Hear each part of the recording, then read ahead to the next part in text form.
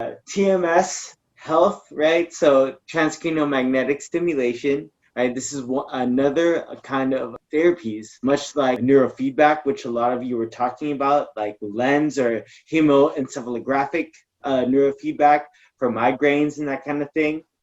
A lot of us really have been saying is a number one risk factor is sleep, like we were saying earlier, and second is mental health. And Absolutely. mental health, including depression, addiction, all of these things here on the right. And so, without further ado, please give us a warm welcome, brain injury welcome to Dr. Claudia Ethely. Thank you. Yeah. Thank you very, very much. I really appreciate it. I will tell you a little bit about myself and what I do so you can understand what my journey has been and how I've helped patients. So first off, I started as a surgeon. I was going to be a plastic surgeon, and I started in general surgery years ago, and then eventually I transitioned into family medicine. I did a lot of research at USC, and I was in the colorectal department, colorectal surgery of all things, and HIV with patients. But after being a surgeon for a while, I came to realize that for someone who wants to have kids, it was a very committed career. And also, I'm very caring. I care a lot for my patients. So I thought I was going to go crazy thinking of complications for my patients. And I decided I was going to transition into family medicine that will give me the opportunity to do so many things. And as I did, I started a primary care physician practice in Lakewood, California. And as I started my practice, I came across natural medicine and homeopathy because Dr. Oz came out at the same time that I started my practice. So I had all these patients asking me about this supplement and cumin and turmeric, and is this good? Should I take that? Should I not? So I was forced to educate myself on natural medicine to help my patients. So I became a homeopath because I knew I was missing tools as a doctor to help patients, to help kids. I knew kids, I couldn't help with those big hammer drugs that we give patients. It was too much for them. So that's how I started my alternative medicine practice many years ago. And as I was doing that, I came across TMS, which is magnetic brain stimulation to the right or left side of the brain, or any part of the brain that might need stimulating. For depression, and sometimes for anxiety, we need to inhibit. We need inhibitory pulses sometimes to bring patients' anxiety a little lower. So that's what I have been doing for about 10 years now. I was one of the first doctors to start TMS. At the time, only Dr. Ian Cook in UCLA and me were the only ones doing TMS. I'm very experienced with TMS. I have all the machines that there are to have in TMS because I kept myself current as the technology evolved. First, we had only one NeuroStar, and then came BrainsWay, and then MaxStem and MagVenture, and all the other ones. I have them all because each machine offers unique properties when it comes to treating patients. Okay, so that's my journey with depression and TMS. And as I became more knowledgeable about TMS and therapy and mental health, I decided to dedicate to mental health. So I sold my medical practice about 5 or 6 years ago at the height of my success to another doctor to dedicate to mental health because I figure any doctor can take care of diabetes and high blood pressure, but not every doctor can really tend to the mental health needs that my patients needed. They needed someone to sit down and talk and fully explain their symptoms, which sometimes are unique to them most of the times, but yet we want to treat them the same, right? We say you're depressed, here's Prozac. When we now know that everyone's liver processes medications differently, they have different side effects. So I realized once I started doing genetic testing to see which medications patients process best, I realized the wide range of different scenarios that a patient can have is it makes sense to me why one patient has a lot of side effects with Zoloft when another one does not have any side effects.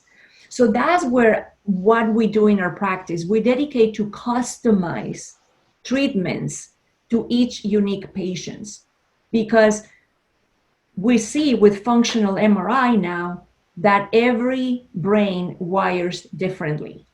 We also do an electroencephalogram, which shows us the unique way in which each brain wires, right? So we see how each patient has many alpha waves or beta waves and theta or whatever waves they have, and that's how we customize the treatment. We also have neurofeedback, which you already mentioned. We customize the treatment depending on the scan that we see. So I'm able to combine all of those therapies, and what I've created is a mental health wellness center. So we have neurofeedback, TMS, meditation, psychiatry, med management, therapy, holistic therapies, and whatnot. But more recently, what I really wanted to focus was traumatic brain injury, because we know TMS is very good for depression. It helps patients. About 80 or 90% of my patients get better with TMS alone. And it helps with anxiety as well.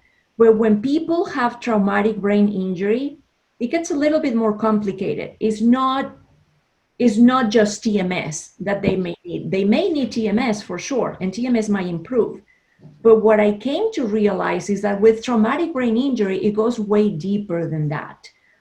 In traumatic brain injury, when your brain, that's what we have the skull, right? It's such a precious organ that when it gets bumped one way or another, the pituitary, which is the gland that produces the neurohormones and hormones in general, gets also tucked away. And when that happens, this pituitary starts to become affected, and it has a partial insufficiency of the hormones. And that's where the problem is. We know hormones are very powerful, so powerful that they can make you as happy as you can be, or they can really put you in the hole, right? So the hormones that we have are very, very powerful. It can also have one dictate when we become a girl, or dictate if we're going to become a boy, right? They're so powerful that if you're already a boy and want to turn into a girl, you could, right? Turn into a, that's how powerful hormones are. So I started to become trained myself onto traumatic brain injury, and I had a magnificent course with Dr. Mark Gordon, and I learned how powerful hormones are. So what we do is we order a very in-depth hormonal panel to see which areas in the brain or the body are off. And then what we do is we optimize them.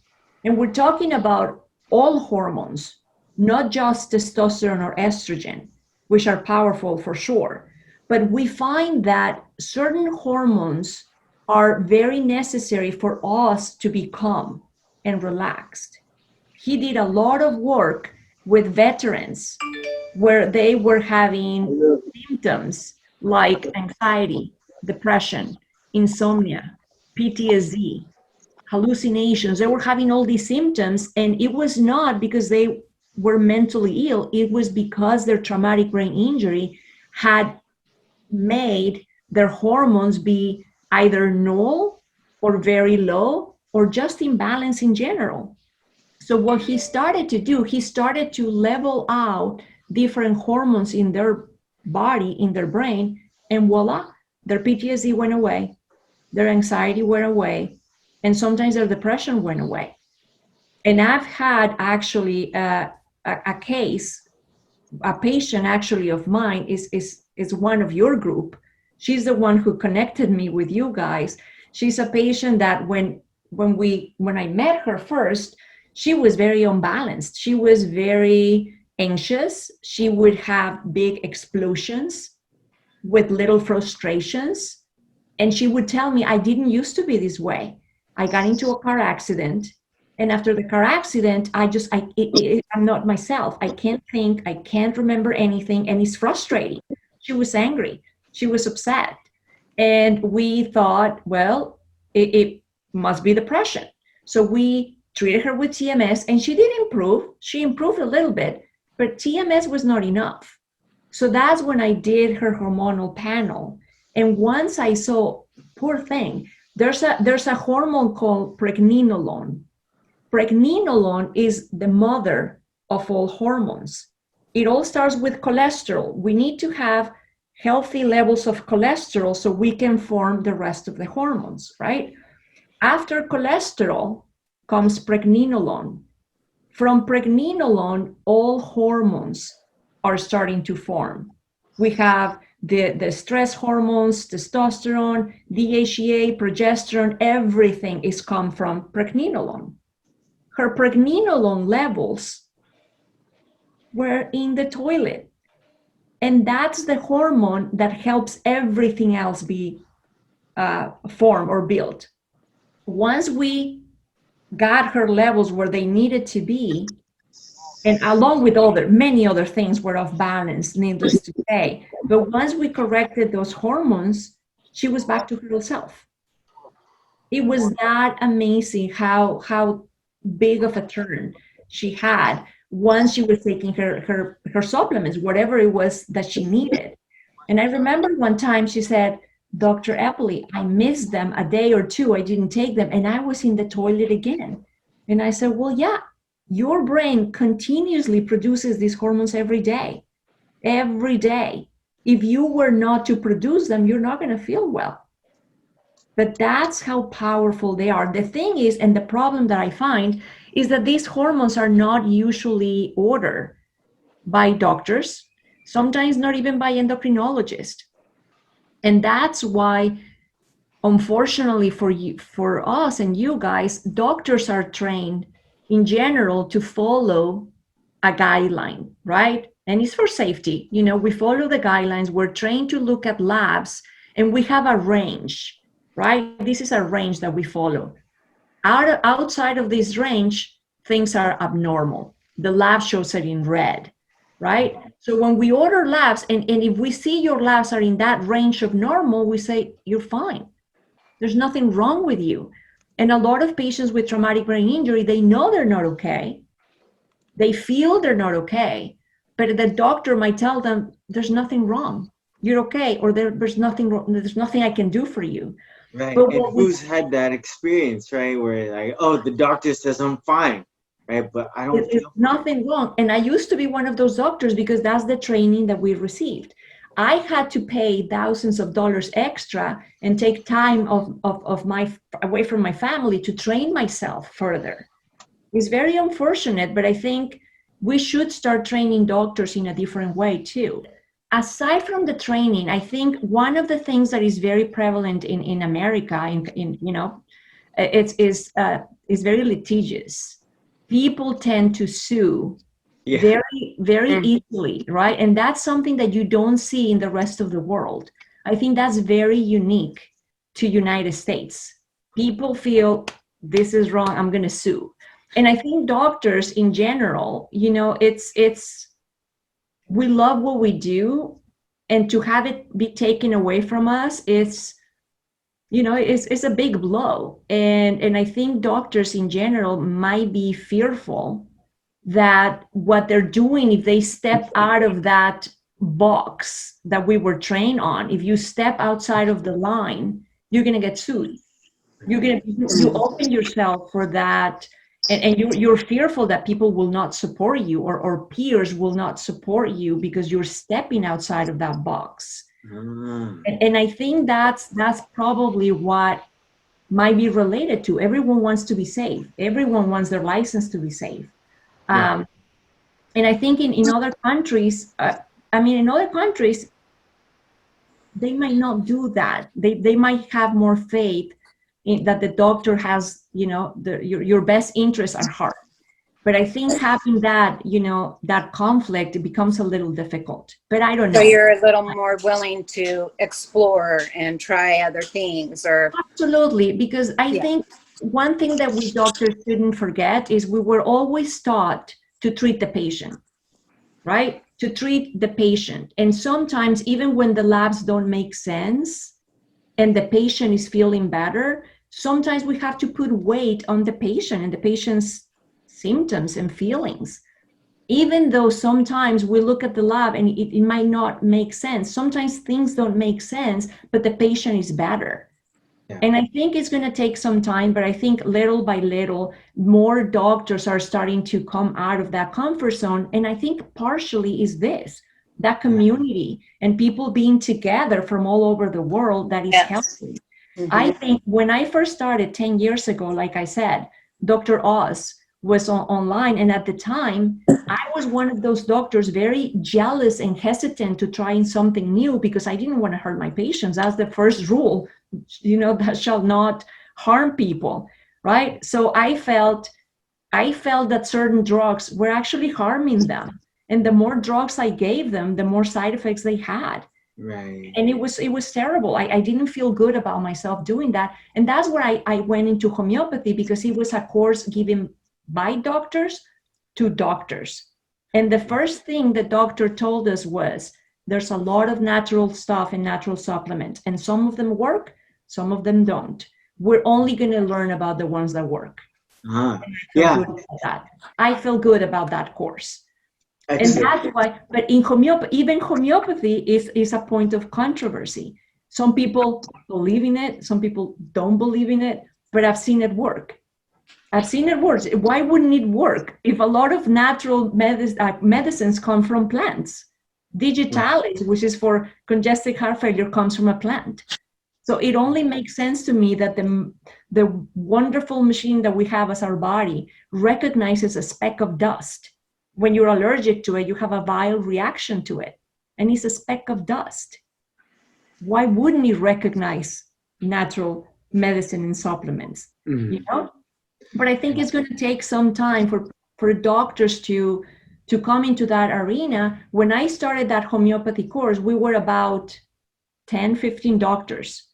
And now as the years go by, with each passing year, it multiplies. The community, the medical communities finally opening their eyes that there's something out there, that we don't hold all the answers, unfortunately, with the drugs that we have.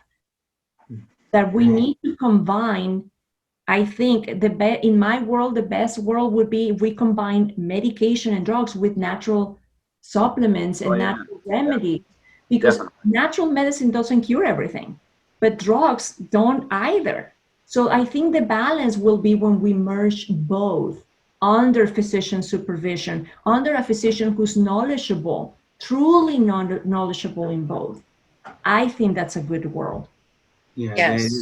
And so great questions, Kelly. We have another question here from Lauren. And so that's awesome, like the thing you're talking about, the amygdala hijack, where everything is catastrophizing, right? This amygdala hijack. And I don't know if Leanne, is Leanne here right now? She's in the middle of the desert. So she called me right before the grouping. She said, oh my God, please tell her I love her and everything. But she's in the middle of the desert right now, so I told her that I'll brief her on it. And so Leanne, she's our family member, and so she's gotten help from Dr. Etheli. And we have a question from Lauren Nunez, who's asking if you've seen improvements in like motor skill improvements after TMS. Well, and this is specific for TBI or in general? Let's go with general and then specifically TBI. Well, we have my clinic. Most of TMS clinics just dedicate to depression. My clinic does a little bit more off-label treatments, and one area that we're starting to treat is Parkinson's disease. We have had a couple patients who reported that their movements decreased with TMS. The last patient that we had was having very good improvement, but unfortunately he had a relapse with his Parkinson's, and he hasn't come back to complete his treatment. So I couldn't tell you for sure, but we're seeing some of that come down a little bit. We also treat chronic pain. We right now have a very complicated case with a patient who's had pain for most of her life, and has tried and failed multiple things, and came to us. We had a treatment protocol for pain, and now one area of her pain has decreased by over 50%. So there are benefits for TMS in different areas. It's very, very promising. I don't have a lot of experience, to be honest, in movement specific for TBI, but I think I will have to know the patient and do a full assessment to really say, but my guess is that it will be probably a combination of the hormonal component, which is very powerful, having those buckets that are empty or partially empty be full first, and then designing a TMS protocol customized for that patient, probably with a functional MRI or other means of looking at that unique wiring. Oh, awesome. Yeah, and that makes a lot of sense. So thank you very much. And we had another question in regards to the a lot of the hormonal production when it comes out of like the thyroid, for example. And Sure. so the connection between like the thyroid and traumatic injury and how that could potentially be impacted. Absolutely. When we have that pituitary being affected, it affects neurohormones, but it also affects every hormone below the neck, and that includes the thyroid. All of them are affected. When I was talking about the ranges, it's important because, like I said, we doctors are trained to just follow that box, right? And we don't treat anything that's outside. I mean, within the box, we treat what's outside in red on the box. The problem is, if you think about it, let's talk about thyroid, right? With thyroid, we have a range where that hormone should be. We have our TSH, which is the one, it's kind of the gatekeeper. It tells us what the thyroid hormones are doing. The thyroid hormones, we have T3 and T4. T4 is, imagine like the pantry, right? That's your storage hormone, right? But it's not active. T4 doesn't do the job. That's just the pantry. And then we have T3.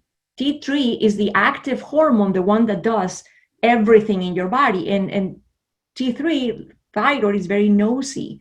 It has to do with everything, your digestion, your mood, your skin, your hair, everything is affected when your thyroid is not okay. When we're younger, our T3 is very high. That's where kids have so much energy, they can't stop. And as we start aging, that ability starts to decline. Actually, when we age, the ability for us to convert the T4 to T3 decreases. Imagine you're going to cook. You want to eat food, right? So you go to the pantry, you grab a can, and you open it, and now it becomes T3. Okay? So it's important to have good balance of both, but you need to have good levels of T3 because that's the active form, right? So what we see is that sometimes patients are very tired, extremely fatigued, and you look at the thyroid and everything is within range. This is the low range. This is the high end of normal. But because the ball falls somewhere in that range, the doctor will say, you're okay, you're normal. But in reality, that patient is hanging off of a thread in the low range of normal. A little bit more and he'll be red. Doctors will treat until the person is red, but we sometimes don't need to. If that patient is brought to the mid range of normal or even to the higher range of normal, the person is going to feel much better and is still within the range. What we see and what we know is that that small variation within the normal range is huge. People feel it. People do feel it. But we doctors, regular doctors, were not trained to do that. Sometimes endocrinologists know this, and then endocrinologists will push the ball in one range or the other. They feel more comfortable doing that, right? Primary care doctors, we don't do that. But sometimes with traumatic brain injury, that's what we have to do. And absolutely, TBI will affect the thyroid. It will affect everything. It will affect your cortisol level. It will affect everything.